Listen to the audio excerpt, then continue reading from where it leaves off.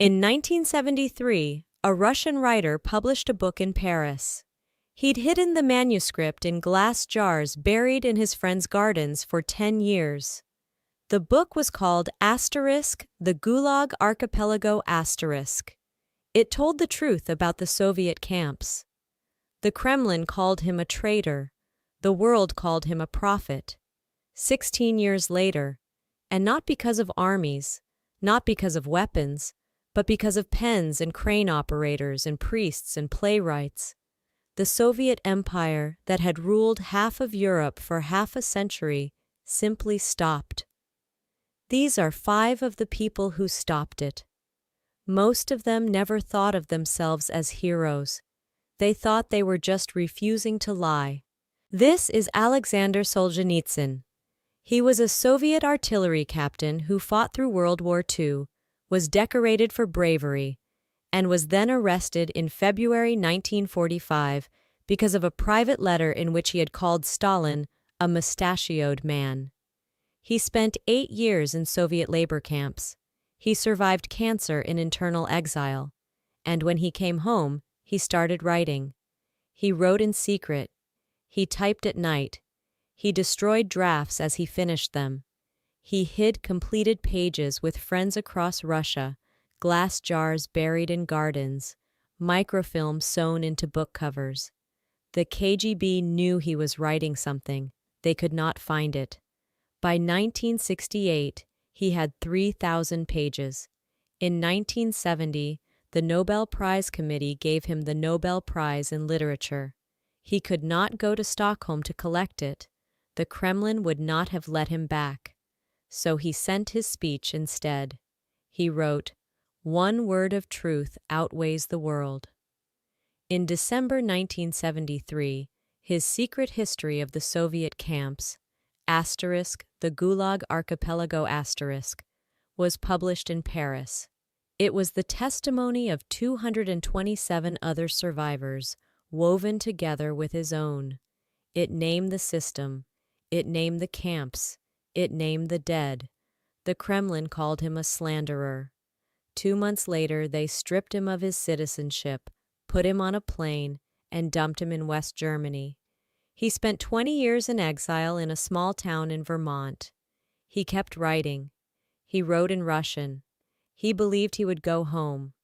In 1990, the Soviet Union restored his citizenship.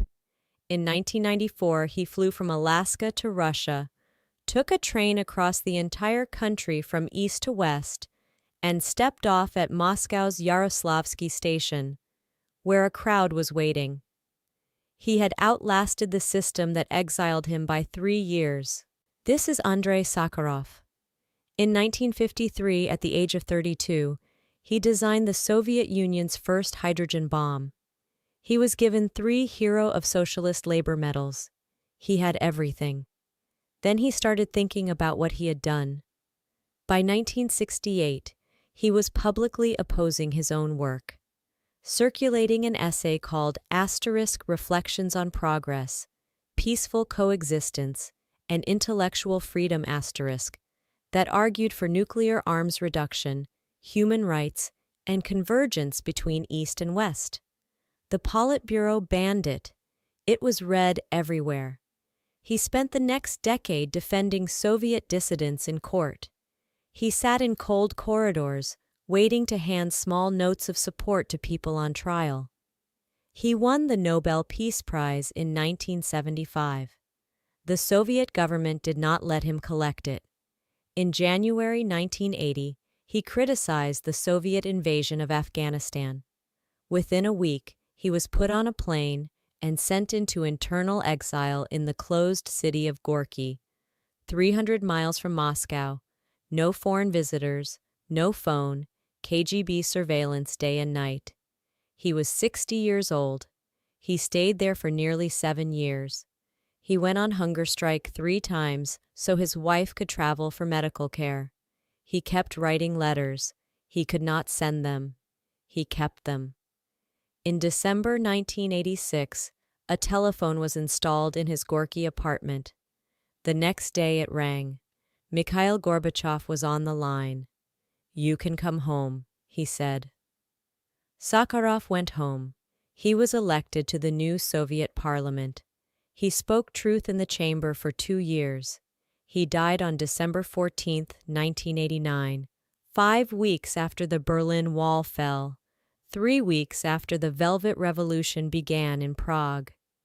He saw what he had argued for, and then he died. 50,000 Russians stood in the snow at his funeral. This is Anna Walentynowicz. She was a crane operator at the Lenin shipyard in Gdansk, Poland. She was 51 years old. She had worked at the shipyard for 30 years.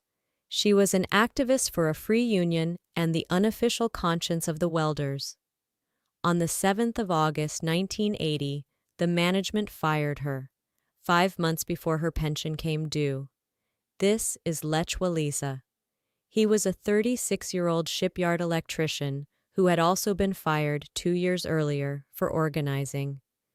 When he heard what they had done to Anna, he climbed over the shipyard fence on the 14th of August and walked into a strike committee meeting nobody had called yet.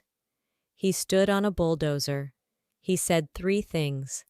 Asterisk, bring Anna back. Build a monument to the workers killed in 1970. Recognize an independent trade union. The shipyard stopped working. Then the buses stopped. Then the trains. Then every other factory in Poland.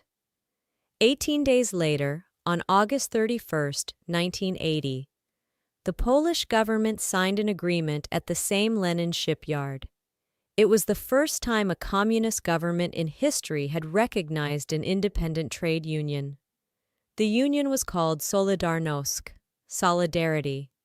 Within 16 months, it had 10 million members, 1/3 of every working-age adult in Poland. The Soviet bloc had cracked open, from the inside, by a fence and a crane. In December 1981, the Polish government declared martial law. Wałęsa was interned for 11 months. Walentynowicz was arrested, beaten, and held without charge. Solidarity went underground but did not die. In 1983, Wałęsa won the Nobel Peace Prize. He could not collect it. They would not have let him back. In 1990, he was elected the first freely chosen president of Poland. Anna Walentynowicz never sought office. She kept showing up to commemorations and to funerals. She died in the Smolensk plane crash on April 10, 2010, on her way to honor the Polish officers murdered at Katyn in 1940. Without her firing on the 7th of August 1980, none of the rest of this would have happened. This is Father Jerzy Popiełuszko. He was a Polish Catholic priest, 37 years old, sickly since childhood, soft-spoken to the point of shyness. He was assigned to a parish in Warsaw in 1980, when martial law was declared in December 1981 and Solidarity was crushed. He started a monthly Mass for the fatherland. He preached one sermon. The sermon said, "Do not return evil for evil. Conquer evil with good. The fear that makes you bow your head. That is the fear they want." 40,000 people came the first month. Buses arrived from across Poland. The Mass was broadcast on radio outside the church because no church could hold them. The Communist Party tried everything. They harassed his family. They broke into his apartment. They put dead animals on his doorstep. They staged a fake car accident to kill him. He survived.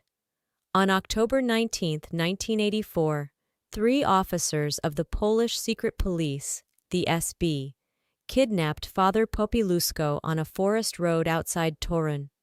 They beat him to death over the course of several hours. They dumped his body in the Vistula Reservoir. He was 37 years old. The funeral was on November 3, 1984. The government allowed it because banning it would have been worse. 250,000 people came. Lech Wałęsa spoke at the grave. He said, "Solidarity is alive because you have given your life for it." That funeral was the moment Poland stopped being afraid. 5 years later, Poland held the first free elections in the Soviet bloc.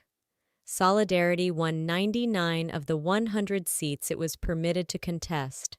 A Solidarity-led government took office in August 1989, 2 months before the Berlin Wall fell.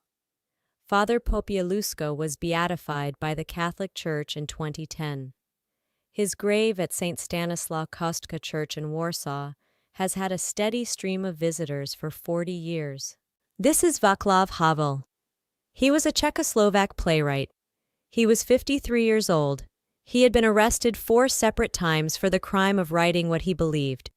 He had spent nearly 5 years of his life in prison cells. In January 1977, he had co-written a document called Charter 77, a 1-page declaration that simply asked the communist government to honor the human rights treaties it had already signed. 243 people signed it. They were all harassed for the rest of the decade. In 1978, Havel wrote an essay called *The Power of the Powerless*. It described a greengrocer who hangs a propaganda sign in his window every morning, not because he believes it, but because it is easier than not. Havel wrote, "If the greengrocer stopped hanging the sign, the lie would crack." On November 17, 1989, the Czechoslovak riot police beat up a student demonstration in Prague. Within 4 days, 300,000 people were in Wenceslas Square. Within 10 days, the figure was 750,000. They were jangling their keys above their heads, all together. The sound was meant to tell the government, "Your time is up." The crowd chanted, "Havel na hrad Havel to the castle." The Communist Party of Czechoslovakia gave up on December 10, 1989. No one was killed. No window was broken. The country called it the Velvet Revolution. On December 29, 1989, 6 weeks after the first beating in the streets, the Federal Assembly of Czechoslovakia voted unanimously to make Václav Havel the president. He served until 2003. He gave one of his speeches with no notes, in halting English, to the United States Congress in 1990. He said, "Without a global revolution in the sphere of human consciousness, nothing will change for the better." He died on December 18, 2011. He had outlasted the Communist Party by 22 years. None of them planned to bring down an empire. Solzhenitsyn wanted to write a book. Sakharov wanted his country to listen. Anna Walentynowicz wanted her job back. Lech Wałęsa wanted Anna's job back. Father Popiełuszko wanted to say Mass. Václav Havel wanted his plays performed without permission slips. The system they were facing controlled the courts, the prisons, the army, the schools, the press, the food supply, the right to travel, and the address of every typewriter. The system they were facing did not lose a war. It lost an argument. The argument was small. The argument was, "We will not pretend."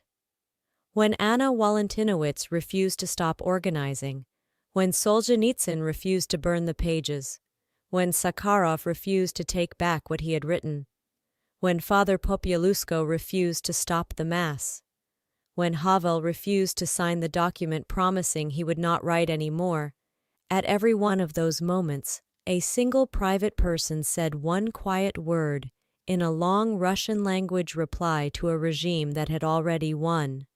The word was no. The empire collapsed because the lies stopped working. The lies stopped working because enough people, one at a time in small rooms, stopped repeating them.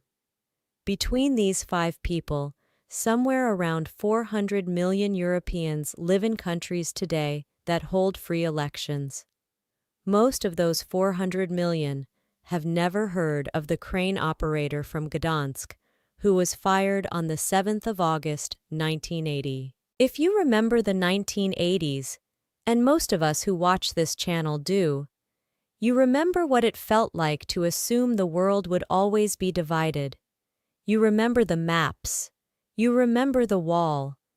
You also remember the night of the 9th of November 1989, when ordinary Berliners walked through a gate that had been closed for 28 years, and the soldiers on the other side did not stop them. That night was made possible by quiet people doing small things for decades, most of them never in the same room as each other. Aleksandr Solzhenitsyn, Andrei Sakharov, Anna Walentynowicz, Lech Wałęsa, Father Jerzy Popiełuszko, Václav Havel. The empire is gone. Their names are not. Thank you for watching. I'm Brightside Brief. We will tell another story next week.